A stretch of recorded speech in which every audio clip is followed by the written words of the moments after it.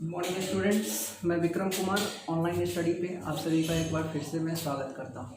तो कल पिछली वीडियो में हमने linear equation into variable 10th के लिए स्टार्ट किया था। आज हम उसी वीडियो को कंटिन्यू करेंगे, अगली वीडियो बना रहे हैं, ठीक है। तो अब हम क्वेश्चन पे आते हैं। कल हमने सीख लिया था बहुत कुछ, जैसे कि हम कुछ आपको हिंट दे देते हैं कि कल हमने क्या क्या सीखा था। हमने कंपेयर करना सीखा था A1 B1 C1 A2 B2 C2 कैसे कंपेयर किया था। तो A1 बाई A2 बराबर नॉट है B1 बाई B2। तो आप जानते थे कि यूनिक सॉल्यूशन होता है, ठीक है।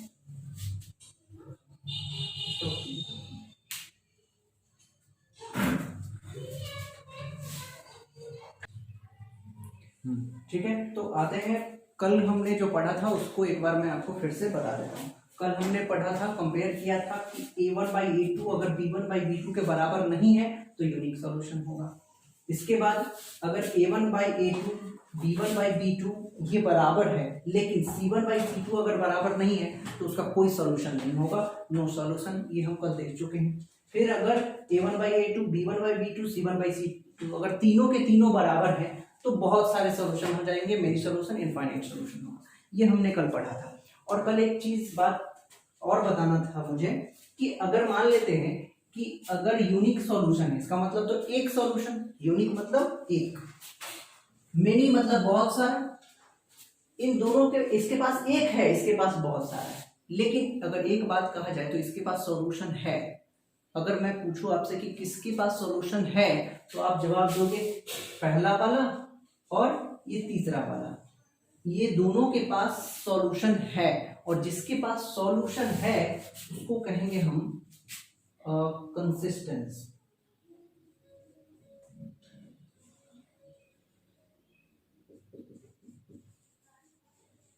ठीक है। आपको बोला जाएगा कि कंसिस्टेंट और इनकंसिस्टेंट के बारे में आपसे पूछेगा क्वेश्चन, तो आपको यहां पे बताना होगा, ठीक है। तो याद रखिए आप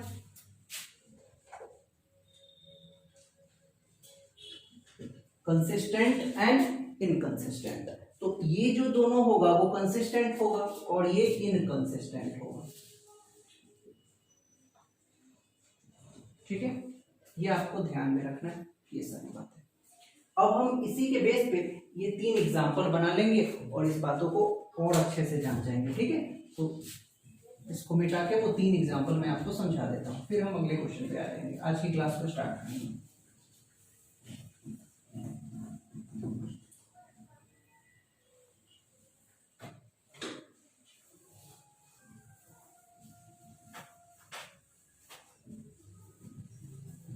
देखिए पहला हमारा, तो हम क्या करते हैं A1 A2 B1 B2 ये सबको कंपेयर करते हैं। तो देखिए A1 बाई A2 अगर लिखेंगे A1 बाई A2 तो इसका मतलब 5/7, यहाँ 5/7 बराबर B1 बाई B2, तो लिखेंगे बराबर B1 बाई B2 क्या होगा 4/6, नहीं -4/6। क्लियर है, यहाँ तो -4 है और यहाँ 6 है। तो ये देखिए ये कभी ये दोनों बराबर है क्या, तो आप कहोगे कि नहीं। बराबर चेक कैसे करते हैं कि ये बराबर है कि नहीं, तो 6×5 30 और 7 चौक 28, वो भी माइनस का 30 और माइनस का 28 कभी बराबर नहीं हो सकता है। इसका मतलब ये दोनों बराबर नहीं है। इसका मतलब इसका सॉल्यूशन कैसा होगा, यूनिक सॉल्यूशन होगा। यूनिक सॉल्यूशन तो होगा ही होगा। अगर वो पूछेगा कि कंसिस्टेंट है या फिर इनकंसिस्टेंट है तो आप लिखेंगे यहाँ पे कंसिस्टेंट, ठीक है। क्लियर हो जाना चाहिए। आते हैं दूसरे नंबर के क्वेश्चन पे, ठीक है। यह बात आपको समझ में आ जाना चाहिए, सिंपल है, कोई ज्यादा दिक्कत नहीं होगा आपको।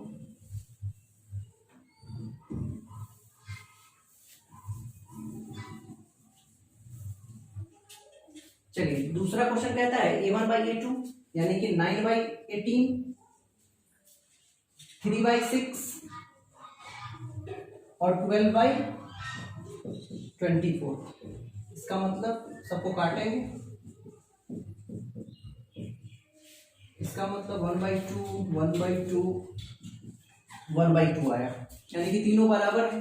और आपको पता है कि अगर A1/A2, B1/G2, C1/C2 अगर ये तीनों बराबर होते हैं तो कितने सॉल्यूशन होते हैं? मेनी सॉल्यूशन होते हैं, इनफाइनाइट एंड मेनी सॉल्यूशन। और ये भी क्या होंगे? कंसिस्टेंट ही होंगे, क्योंकि सॉल्यूशन तो है ना इसके पास, ये भी कंसिस्टेंट ही होगा। क्लियर है बच्चों? तीसरे क्वेश्चन पे आ जाते हैं। कल ही की पढ़ाई को हम रिवीजन के तौर पे देख रहे हैं बच्चों।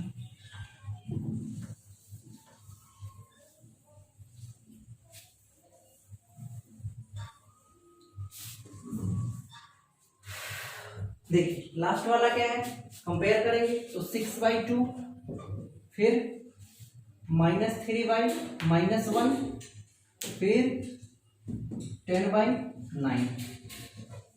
देखिए 3 टाइम में कट जाएगा, माइनस से माइनस गया, ये तो कटेगा ही नहीं, यानी कि यहाँ पे आंसर आएगा 3/1, 3/1 और 10/9। ये दोनों तो बराबर है, लेकिन ये बराबर नहीं है। और ऐसा रूप को आप देख चुके हैं कि A1/A2 बराबर B1/B2 बराबर नॉट है C1/C2। इसका मतलब सॉल्यूशन कैसा होगा? और नो सॉल्यूशन। और नो सॉल्यूशन को हम जानते हैं कोई सॉल्यूशन ही नहीं है, इसका मतलब यही होगा इनकंसिस्टेंट। ये कैसा होगा? इनकंसिस्टेंट होगा। ठीक है, तो ये थे आपके कल के रिवीजन वाले क्लास। अब हम आज ही क्लास में एंटर करते हैं और अगला क्वेश्चन आपके बोर्ड पे लिखा हुआ है। ठीक है, वो क्वेश्चन कह रहा है कि if 10 student of a class 10 took a part in mathematics quiz, यानी कि एक मैथमेटिक्स का क्विज कंपटीशन हो रहा है, उसमें 10 बच्चे भाग ले रहे हैं। बच्चों ये सबसे इंपॉर्टेंट लाइन है इस क्वेश्चन का, यहीं से आपका वेरिएबल मानना स्टार्ट हो जाएगा। ठीक है, 10 स्टूडेंट हैं मैथमेटिक्स में भाग ले रहे हैं। स्टूडेंट्स में बच्चे बॉयज भी हो सकते हैं, गर्ल्स भी हो सकते हैं। ये क्लियर नहीं किया कि कितने बॉयज हैं कितने गर्ल्स हैं, यानी कि अगर ये बॉयज और गर्ल क्लियर ही नहीं है तो ये दोनों तो वेरिएबल हो गए। अगर ये वेरिएबल है तो इससे एक्स और वाई में मानना होगा। तो आप लेट कर लीजिए कि नंबर ऑफ सॉल्यूशन लिख लीजिए। ठीक है, number of student, sorry number of boys मान लीजिए dx हो गया, और नंबर ऑफ गर्ल्स ये कितना हो गया? y हो गया। क्लियर? पहला रो से तो ये काम। दूसरी बात वो कह रहा है कि मैथमेटिक्स में जो भाग ले रहे हैं ना, वो जो स्टूडेंट हैं, उनमें जो गर्लों की संख्या है, यानी कि लड़कियों की जो संख्या है, वो बॉयज से 4 अधिक है। क्या है? 4 अधिक है। 4 ज्यादा है, कोई बात नहीं है, बनाएंगे हम इस क्वेश्चन को। ठीक है, और ये एनसीईआरटी का क्वेश्चन। ठीक है, अब इसके बाद जब इस क्वेश्चन को आप बना लोगे तो आप जाके आंसर भी देखोगे। ठीक है, और जब आप आंसर देखोगे तो आंसर का पहला पार्ट मैच होगा, दूसरा इक्वेशन मैच नहीं होगा, और हम बताएंगे कि वो क्यों मैच नहीं होगा। अब कह रहा है कि नंबर ऑफ जो गर्ल्स है वो बॉयज से 4 ज्यादा है। चलिए इक्वेशन तैयार करते हैं कि नंबर ऑफ गर्ल्स जो है, गर्ल्स का जो नंबर है भाई, वो बॉयज से 4 ज्यादा है। तो बॉयज का नंबर है x, अगर x में हम 4 जोड़ देते हैं तो गर्ल्स की संख्या के बराबर आ जाता है। x को इधर लेके आ जाएंगे तो y minus x equal to 4। Clear? तो एक इक्वेशन आया, लेकिन आप तो जानते हैं इसमें दोनों इक्वेशन का बात होता है। दूसरा इक्वेशन कहाँ छुपा हुआ है? तो दूसरा इक्वेशन जो आपका छुपा हुआ है इसी क्वेश्चन में छुपा हुआ है कि 10 ही तो स्टूडेंट है और x लड़का है और y लड़की है। तो अगर x और y को जोड़ेंगे तो टोटल स्टूडेंट आएगा, और टोटल स्टूडेंट 10 है। इसका मतलब अगर हम लड़की की संख्या और लड़कों की संख्या जोड़े तब आना चाहिए 10। ठीक है, और लड़की की संख्या में से लड़के की संख्या को घटा दे तो आ जाना चाहिए 4।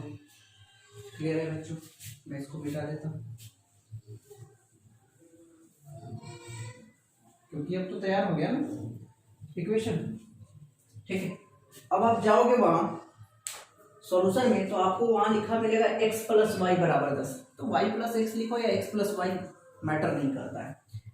वहां जब आप सॉल्यूशन में देखोगे तो y माइनस एक्स हम लिखे हुए हैं और वहां लिखा हुआ है x माइनस वाई, तो ये कैसे हुआ? तो ये बस ऐसे हुआ, हमने नंबर ऑफ बॉयज को x माना, उसने नंबर ऑफ बॉयज को y माना था।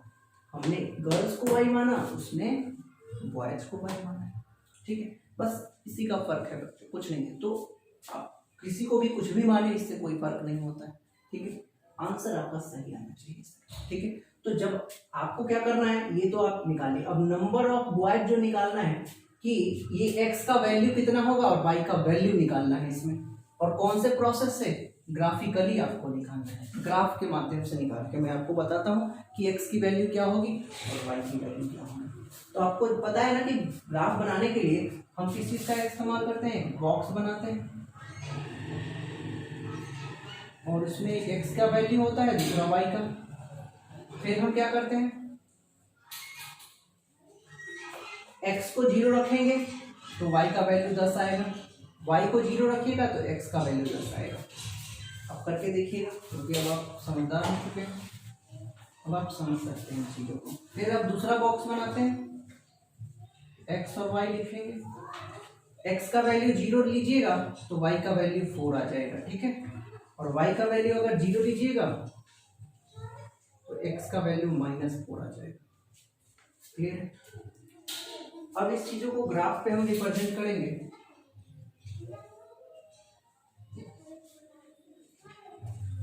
ठीक है,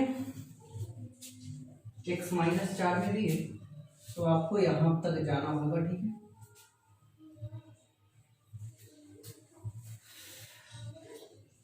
अब देखो 1 2 3 4 5 6 7 8 9 10, आगे जाना है, y तक भी 10 को जाना है, तो 1 2 3 4 5 6 7 8 9 10। क्लियर है बच्चों? तो ये आपका ग्राफ प्लॉट हो रहा है।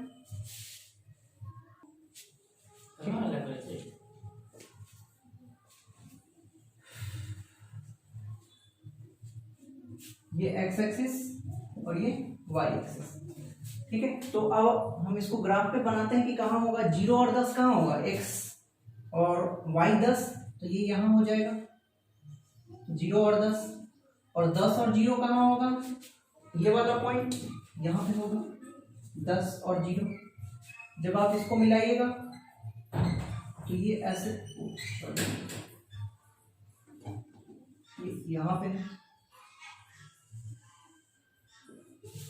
हो गया, ये ऐसे जाएगा। बच्चों ये एग्जैक्ट आप ग्राफ कॉपी पे बनाइएगा, क्योंकि ये रफ फिगर आपको बना के दे रहे हैं तो थोड़ा इधर उधर हो सकता है, लेकिन एग्जैक्ट आपको सीखना है सिर्फ ये कैसे होता है। ठीक है, वो मैं आपको सिर्फ सिखा रहा हूँ, मेरा पर्पस वही है। ठीक है, अब आपको क्या करना है, 0 और 4 देखना है, तो 0 और 4, 0 यानी कि y के पास 4, तो 1 2 3 4 यहाँ होना चाहिए 0 और 4। देन आफ्टर आपको जाना है 0 और -4, तो 0 और y 0 और -4 तो यहाँ होगा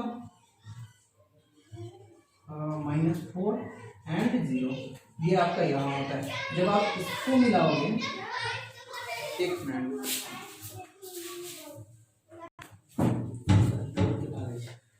चलिए ठीक है, तो यहाँ पे अब इसका ग्राफ बना लेते हैं। ठीक है बच्चों, तो अब देखिए ये ग्राफ आपका देखिए कहाँ मैच हो रहा है, तो ये ग्राफ आपका यहाँ टकरा रहा है, और देखिए अब ये ग्राफ जहां टकरा रहा है उस पॉइंट का नाम क्या होगा, तो ये पॉइंट होगा आपका यहाँ,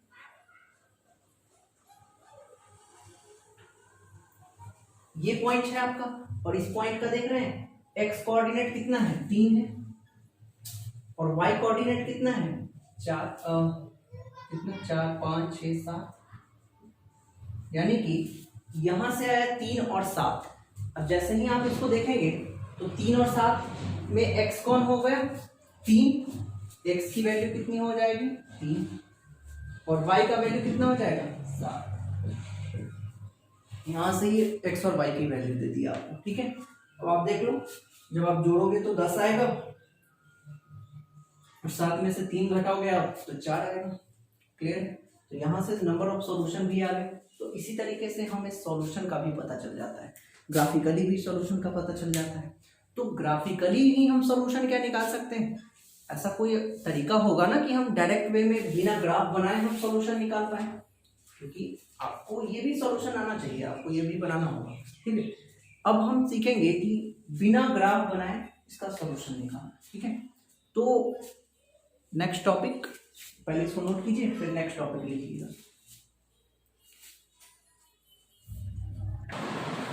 ठीक है बच्चों, अब नेक्स्ट क्वेश्चन पे आते हैं। नेक्स्ट क्वेश्चन कह रहा है कि half of the perimeter of the rectangular garden whose length is 4 more than its breadth, जो कि पेरीमीटर है 36 मीटर, तो उसका डायमेंशन निकालिए ग्राफिकली। एक दो क्वेश्चन और ग्राफ से बना लेते हैं ताकि आपको ग्राफ एकदम क्लियर हो जाए, ठीक है, कोई डाउट ना हो ग्राफ में, ठीक है। तो अब हम क्या करते हैं, पहले तो हमें पता है कि किसी रेक्टेंगुलर का पेरीमीटर, ठीक है, रेक्टेंगुलर का पेरीमीटर दो चीज़ों से बनता है। पहला तो रेक्टेंगुलर का पता हो लेंथ, और दूसरा पता होना चाहिए ब्रेड्थ, ठीक है। इन दो चीज़ों से उसका पेरीमीटर बनेगा। अब ये दोनों चीज़ें तो पता ही नहीं है, तो ऑब्वियसली इसको x मानना पड़ेगा और इसको y मानना पड़ेगा। मीटर में है टोटल चीज़, तो मीटर में मान लीजिए, क्लियर है। पहला इक्वेशन तो कह रहा है कि जो लेंथ है, जिसका लेंथ है, whose length is 4 more than its width, ठीक है। जो लेंथ होगा वो विड्थ से 4 ज़्यादा है, तो भाई लेंथ बराबर विड्थ प्लस 4, यही ना कह रहा है। अब इसको इधर लेके आ जाइए, तो x माइनस वाई बराबर 4, क्लियर है। ये तो दूसरा इक्वेशन आपका बना, ठीक है। पहला इक्वेशन कहाँ है? तो पहला इक्वेशन दे रखा है कि इसका पेरीमीटर जो होगा वो 36 है, और आपको पता है कि पेरीमीटर का फॉर्मूला क्या होता है? पेरीमीटर होता है 2 इंटू लेंथ प्लस विड्थ। लेकिन यहाँ पेरीमीटर नहीं दे रखा है, एक वर्ड देखिए यहाँ, हाफ ऑफ द पेरीमीटर दे रखा है, यानी कि पेरीमीटर का आधा दे रखा है, यानी कि पेरीमीटर के फॉर्मूले को 2 से भाग देना पड़ेगा। अगर 2 से भाग दीजिएगा तो ये 2 से 2 कट जाएगा, और हाफ ऑफ द पेरीमीटर दे रखा है 36 मीटर। 36 मीटर जो बराबर होगा लेंथ प्लस विड्थ के, यानी कि x प्लस वाई। तो जो आपका दूसरा इक्वेशन बन के तैयार होगा, सॉरी पहला इक्वेशन जो है आपका x plus y equal to 36, ये आपका पहला है, ये दूसरा बन गया, ठीक है। तो आप इसको नोट कर लिए हैं तो नोट कर लीजिए। अब हम इसका बॉक्स बना के इसका ग्राफ बनाएंगे, ठीक है।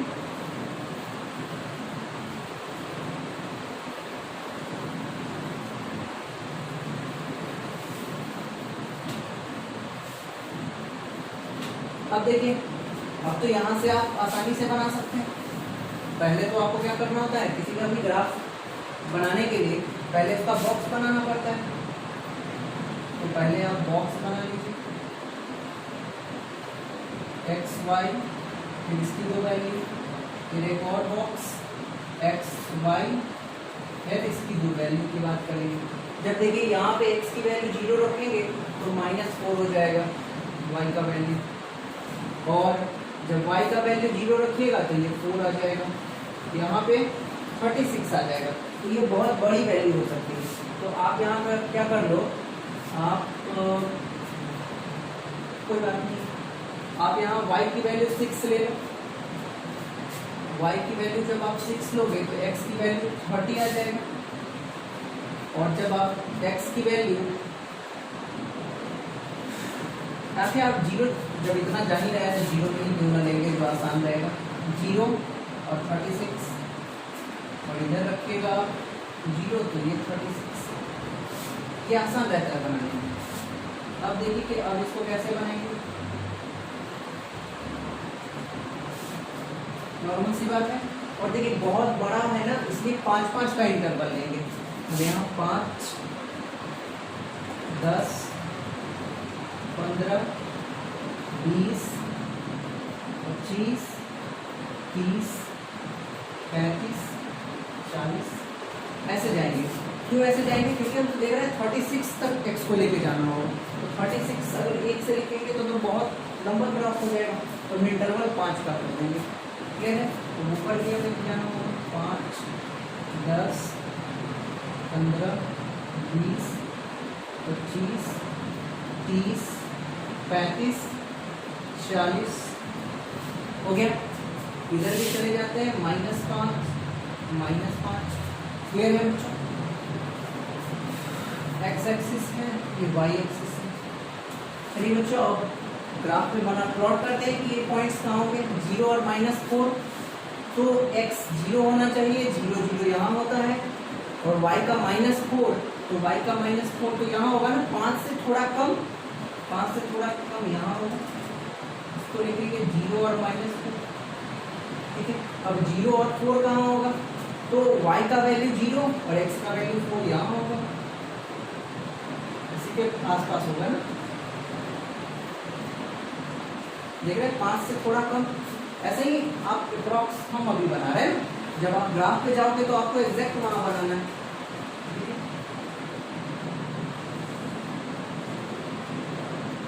चलिए अब आते हैं नेक्स्ट पे। तो 0 और 36, तो 0 और 36 कहाँ होगा, 0 y 36 तो यहाँ होगा, 0 और 36, 35 के आगे 36 और 36 0 यहाँ होगा, 36 एंड 0 क्लियर है बच्चों। और ये रहा आपका सॉल्यूशन।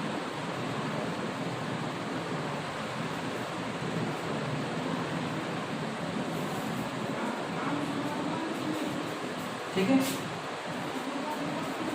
ये हो गया आपका सॉल्यूशन।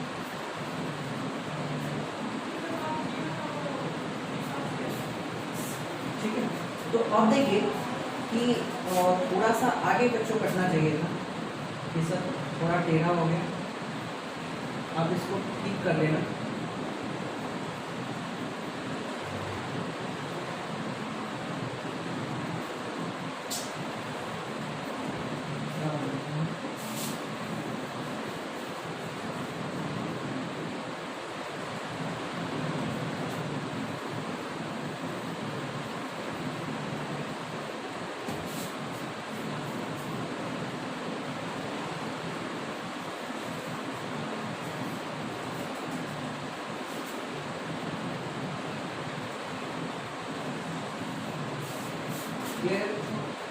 ठीक है, तो अब जो भी ये कटेगा वो होगा, अब देख लीजिए कहाँ कट रहा है, तो ये आपका कट रहा है लगभग लगभग लगभग 20 पे कट रहा है, और इधर कटेगा लगभग आपको 16 पे।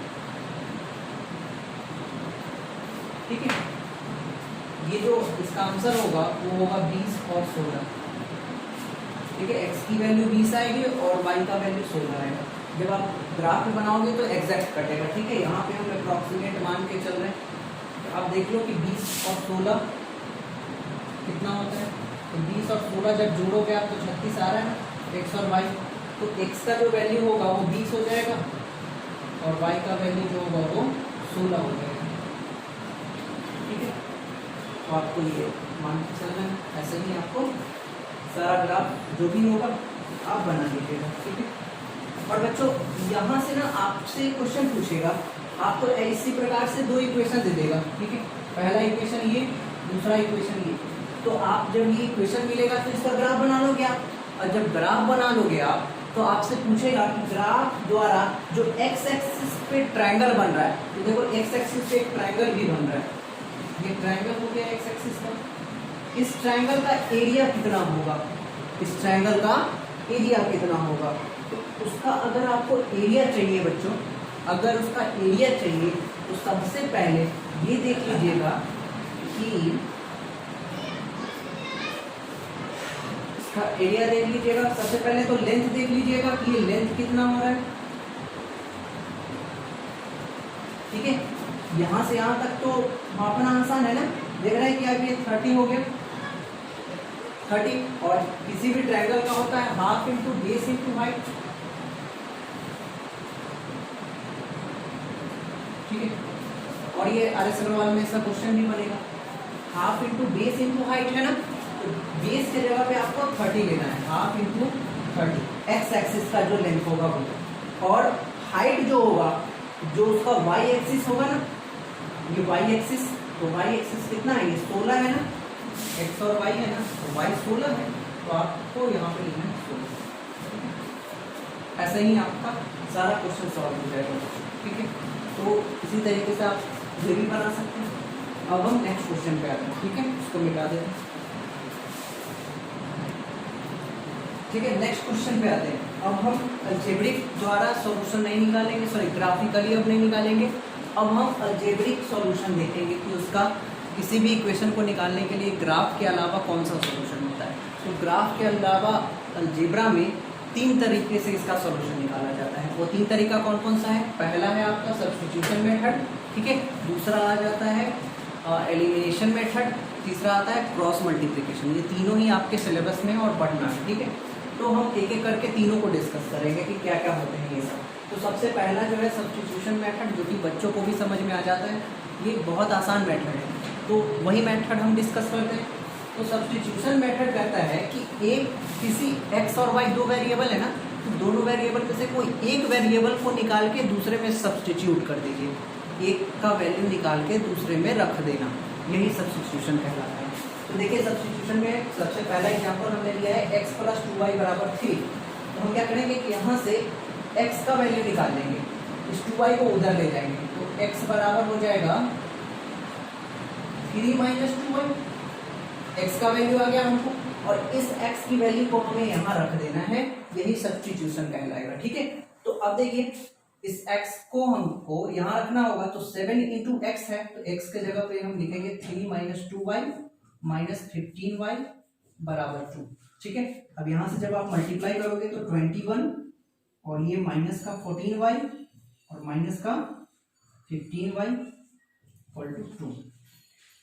अब जब आप इसको सॉल्यूशन करोगे तो आ जाएगा ये 21 उधर चला जाएगा, ये हो जाएगा -29y = 2 - 21, -29y = -19, माइनस से माइनस कैंसिल हो गया, y = हो जाएगा 19/29, ठीक है। तो ये आपका y का वैल्यू आया। जब हम y पे वैल्यू यहाँ रखेंगे तो x की वैल्यू आएगी, ठीक है बच्चों। तो y का वैल्यू आया 19/29। अब हम y का वैल्यू जब इसमें रखेंगे तो x = 3 - 2 × 19/29 लिखेंगे हम, और x = हो जाएगा 38/29। x = हो जाएगा जब आप इसका एलसीएम लोगे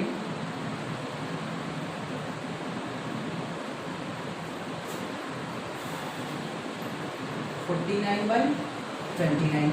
यहाँ से x y का वैल्यू ये आ गया और x का वैल्यू ये आ गया। आई होप आपको दिखना चाहिए, ये इतना नीचे चेक कर लेता हूँ इसका,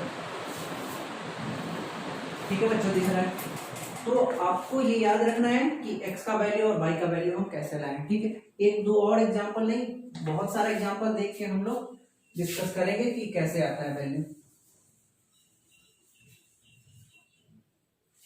अगर आप नहीं लिख पा रहे हैं तो वीडियो को वहीं पे पॉज कर दीजिएगा, फिर लिख लीजिएगा, या फिर 10 सेकेंड बैक कर दीजिए और फिर से तब लिखिए, ठीक है।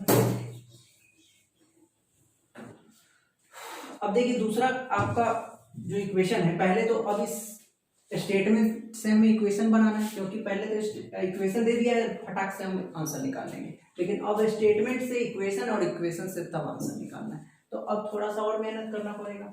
If the cost of 2 pencil and 3 eraser, तो ये बहुत पहले ही सिखा रखे, 9th से भी सिखाते आ रहे हैं कि ये कैसे होता है। अगर आपको नहीं समझ में आता है ये सब चीज लैंग्वेज को कन्वर्ट करना, तो आप 9th की वीडियो देखिए, आपको बहुत अच्छे से समझ में आएगा वो सारी चीजें, ठीक है। तो अब हमें पेंसिल और इरेजर का कॉस्ट पता करना होगा, तो पेंसिल और इरेजर का मानना पड़ेगा। मान लेते हैं कि पेंसिल का कॉस्ट कितना हो जाएगा, x होगा, और इरेजर का कॉस्ट कितना हो जाएगा, y हो जाएगा। पेंसिल और इरेजर का जब कॉस्ट आ गया तो आपको पता है कि 2 पेंसिल खरीदना है, तो 2 पेंसिल के लिए 2x, 3 इरेजर खरीदना है तो 3y, और दोनों का जो कॉस्ट आ रहा है वो 9 रुपए आ रहा है।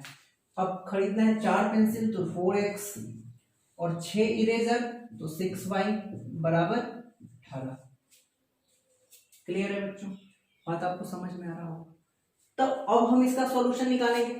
अब इसका सॉल्यूशन देखिए कैसे निकालते हैं, और यहाँ से एक बात आपको समझ में आएगी, काफी अच्छी बात है, वो ध्यान दीजिएगा तो अभी ही समझ में आ जाएगा वो क्या बोलना चाह रहे होंगे हम।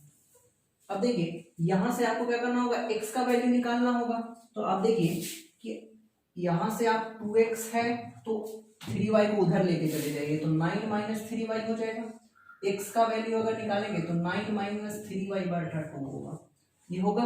अब इस x की वैल्यू को हम इक्वेशन 2 में रखते हैं तो 4x प्लस 6y बराबर 18 में x के जगह पे इतना रखना होगा तो 4 इंटू 9 माइनस 3y बटा 2 प्लस 6y बराबर 18 ये रखना होगा। जब आप इसको मल्टीप्लाई करोगे या फिर इससे कट कर दो इसको 2 टाइम में, अब मल्टीप्लाई करो तो हो जाएगा 18 और माइनस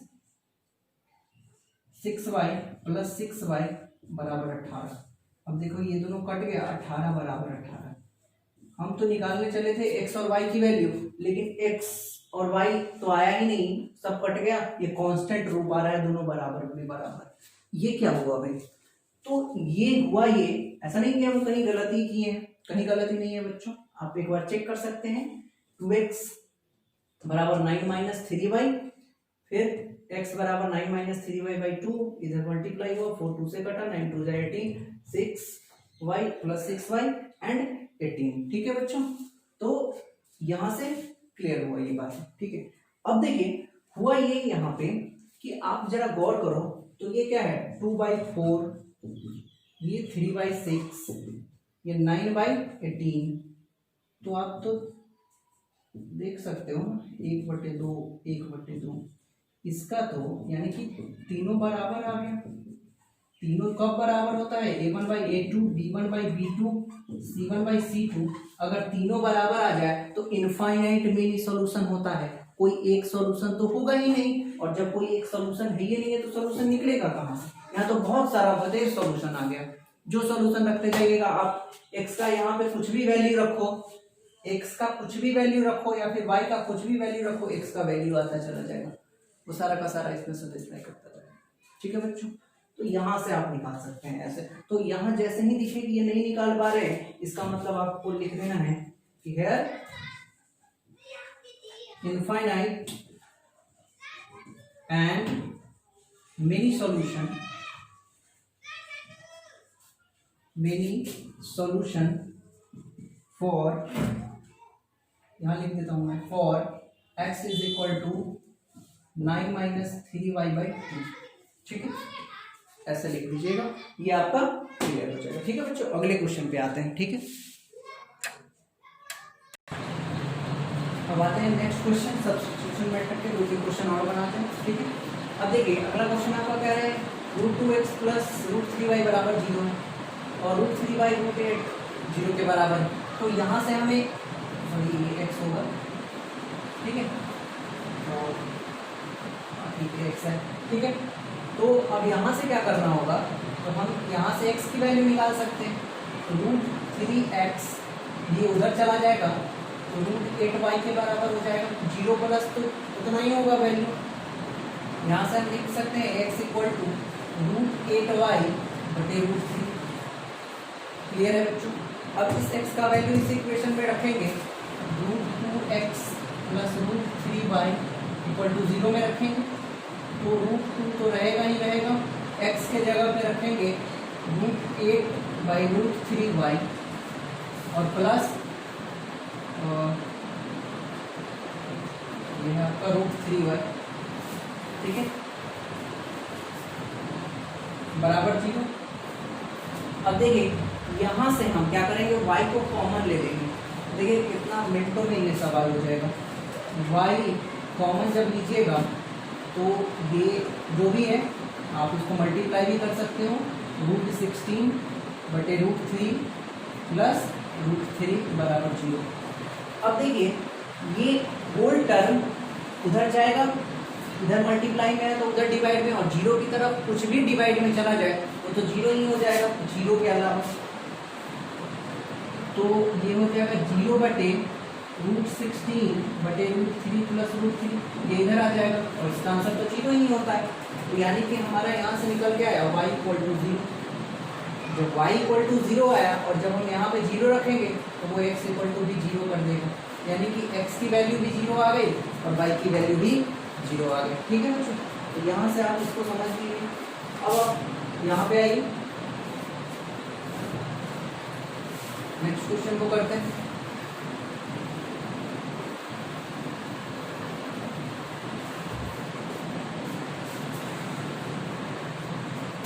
नेक्स्ट क्वेश्चन है आपका रूट 0.2x 0.3y और 1.3।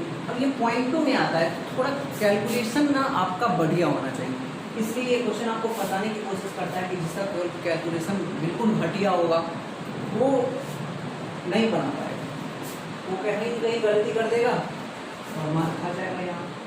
तो यहाँ से या तो आप क्या कीजिए, अगर जिसको पॉइंट में समझ में नहीं आता है, मल्टीप्लाई वगैरह में दिक्कत हो जाता है, या तो वो फ्रैक्शन में चेंज कर लो। क्लियर है, आप फ्रैक्शन में भी बदल सकते हैं। अब कैसे आप फ्रैक्शन में बदलोगे, चलो मैं आपको एक तरीका सिखाता हूँ इसका। अब आप जैसे ही इसको बदलोगे तो 1.0 कर दोगे तो ये हट जाएगा। क्लियर, यहाँ से 1.0 करोगे तो यहाँ से हटेगा और 1.0 करोगे तो यहाँ से हटेगा। और एक चीज और कॉमन हो रहा है कि तीनों के पास 10 है, तो 10 कॉमन लेके काट भी सकते हैं। तो देखिए इसका नेक्स्ट रूट क्या हो जाएगा, आप क्या कर लो 1/10 कॉमन कर लो। जैसे ही 1/10 कॉमन लीजिएगा तो बचेगा यहाँ 2x और यहाँ बचेगा 3y और यहाँ बचेगा 13/10। और ये देखिए ये 10 इधर की चीज में डिवाइड में है तो उधर जाएगा तो मल्टीप्लाई में जाएगा, मल्टीप्लाई में चला गया तो 10 से 10 कट गया, अगला आंसर आ जाएगा 2x + 3y = 13। तो ये उन बच्चों के लिए जिनको पॉइंटों में डर लगता है, फ्रैक्शन के नहीं कर सकते। तो एक बात हमको समझ में आया, ये तो जो पॉइंट हटाए हैं तो वो तो फालतू में हटाए हैं कि अगर पॉइंट के एक अंक बाद यहाँ भी, एक अंक बाद यहाँ भी और एक अंक बाद यहाँ भी, अगर तीनों में डिजिट समान है पॉइंटों के बाद, अगर नहीं है तो आपको समान कर देना होगा और फिर पॉइंट हटा दीजिए, वही इक्वेशन आ जाएगा। ये देखिए ये 2x था 2x ही है, 3y था 3y ही है, ये 13 था 13 ही है, कोई अंतर नहीं हुआ है। इसका मतलब इसको भी हम लिख सकते हैं 4x + 5y + 23। अब तो आसान हो गया बनाना, और यहाँ से हम इसकी वैल्यू लेके आ सकते हैं। पहले तो हम क्या करेंगे,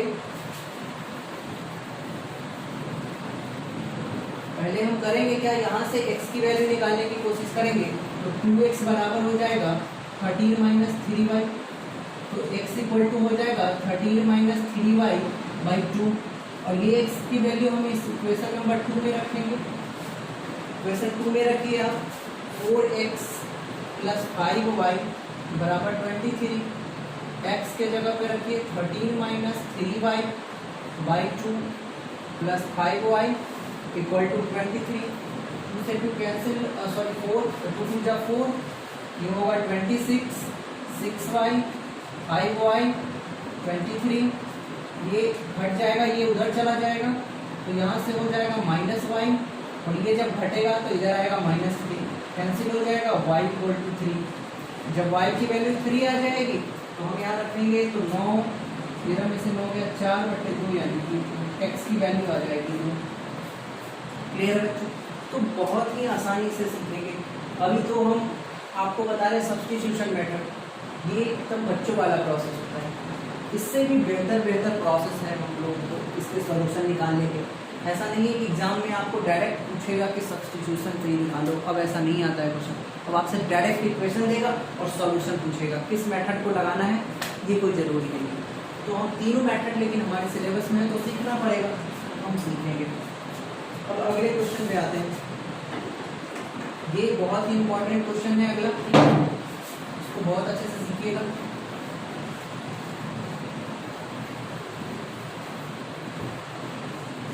देखिए दो इक्वेशन आपको देगा, हमेशा दो ही देता है। ये है आपका 2x + 3y = 11, 2x - 4y -24 और आपको निकालना है y = mx प्लस 3 में m का वैल्यू क्या होगा। ऐसे क्वेश्चन दे देगा आपको, एक इक्वेशन, दो इक्वेशन मिल जाएगा आपको, इक्वेशन 1 इक्वेशन 2, ये दोनों मिलेगा, और एक और इक्वेशन मिल जाएगा y बराबर mx प्लस 3। तो पहले यहाँ से x और y का वैल्यू लेके आएंगे और यहाँ पे x और y का वैल्यू रखेंगे तो m का वैल्यू निकालेंगे, बस सिंपल सा है। और ये कई बार एग्जामिनेशन में आ भी चुका है ये क्वेश्चन, ठीक है। तो अब क्या कीजिए आप, सबसे पहली बात तो यहाँ एक चीज कॉमन भी आपको दिख रहा होगा कि यहाँ से हम डायरेक्ट 2x का वैल्यू भी ला सकते हैं, ठीक है। यहाँ से 2x का वैल्यू लाएंगे, 2x का वैल्यू या फिर यहाँ से लेके किसी भी इक्वेशन से ला सकते हैं। तो 2x बराबर क्या हो जाएगा 11 माइनस 3y, और इस 2x के जगह पे हम रख देंगे 11 minus 3y, 2x minus 4y equal to minus 24। अब 2x के जगह पे क्या रखेंगे 11 माइनस 3y, माइनस 4y पहले से 24, ये उधर चला जाएगा और ये हो जाएगा माइनस 7y, और ये 24 और माइनस 11 होता है माइनस का 35, कैंसिल माइनस से माइनस, और 7 से ये कैंसिल होगा 5 टाइम, तो y का जो वैल्यू आएगा वो 5 आएगा। क्लियर है बच्चों, y का क्या वैल्यू आया 5। अब y का वैल्यू जब 5 होगा तो हम यहाँ रखेंगे 11 माइनस 15, 5 से 15, तो 2x बराबर हो जाएगा माइनस 4, x बराबर हो जाएगा माइनस 2। क्लियर बच्चों, देख रहे हैं कितना अच्छा सॉल्यूशन आ रहा है। अब माइनस 2 और 5 है तो रख दीजिए y बराबर mx है ना, y बराबर mx प्लस 3, तो y का वैल्यू है 5, m का वैल्यू निकालना है, x का वैल्यू है माइनस 2।